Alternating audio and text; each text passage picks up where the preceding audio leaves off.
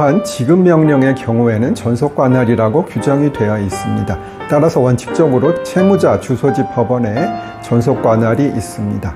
다만 거소지 또는 의무이행지의 법원, 즉 예컨대 금전을 청구하는 소송의 경우에는 원고의 주소지에 관할이 있다는 규정이 2002년에 추가되어 원고 주소지 법원에도 관할이 인정되기는 합니다.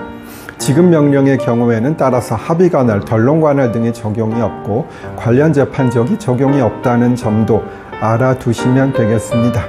다만 합의관할, 변론관할, 관련 재판적 모두 조금 어려운 개념이긴 한데 제가 기존의 쇼츠에서 설명드렸습니다.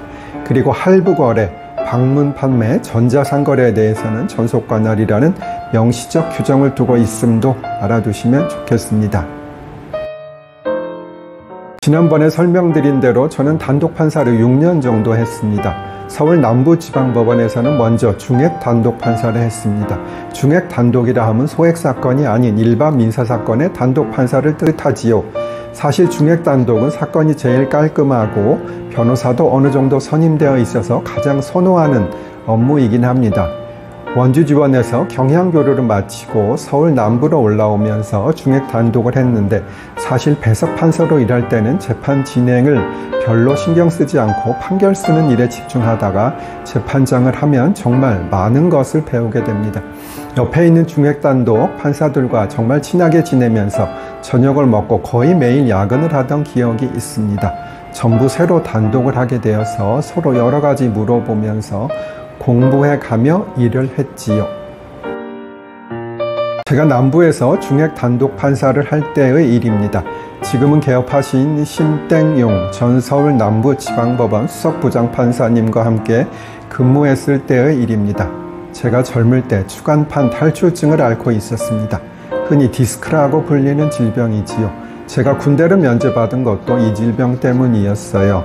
그래서 저는 평생 골프를 배우지 않았습니다. 디스크 때문에 많이 고생을 하기도 했고요.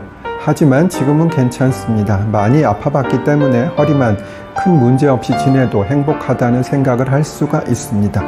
어쨌든 중액 단독 판사를 할 당시 허리가 몹시 안 좋은 상태였는데 데리고 있는 신무관이 상을 당했습니다. 당연히 다녀오는 것이 도리인데 도저히 허리가 아파서 먼 거리를 다녀올 엄두가 나지 않았지요. 그런데 위에 말씀드린 신부장님이 안 가면 안 된다고 본인이 운전해서 갈 테니 차 뒤에 누워서 가라고 갔다 오자고 하더군요. 전의 쇼츠에서 이어집니다. 그때 상가는 충청도 어디였던 것으로 기억을 합니다. 그런데 사실 자기의 일도 아닌데 운전을 해서 충청도까지 다녀온다는 것은 정말 이례적인 것이지요. 물론 신부장님은 저를 생각해서 그렇게 고생을 해주신 것이고요. 차를 한 4-5시간 정도 운전한 것으로 기억을 합니다. 지금도 생각을 해보면 참 고맙다는 생각을 합니다. 제가 오랫동안 법원에서 근무하면서 제일 친하게 지냈던 분입니다. 대학은 제가 1년 선배이고 연수원은 3년 선배였던 것으로 기억을 합니다. 그분은 지금은 변호사 개업을 해서 신변이 되었지요. 심씨니까 저절로 신변이 되었지만 제가 지향하는 신변이 아니라 성이 심씨인 신변이겠지요. 여튼 감사합니다, 신변님.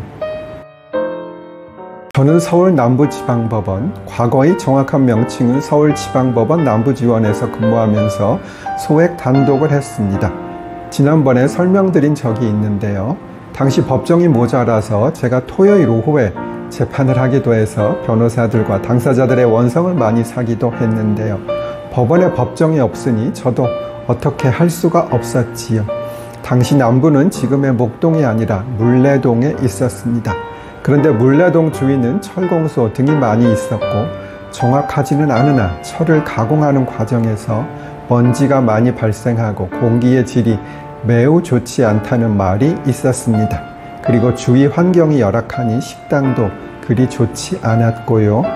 다만 가끔은 차를 타고 여의도에 나가서 63빌딩 고층 식당가에서 고급 식사를 했던 기억은 있습니다.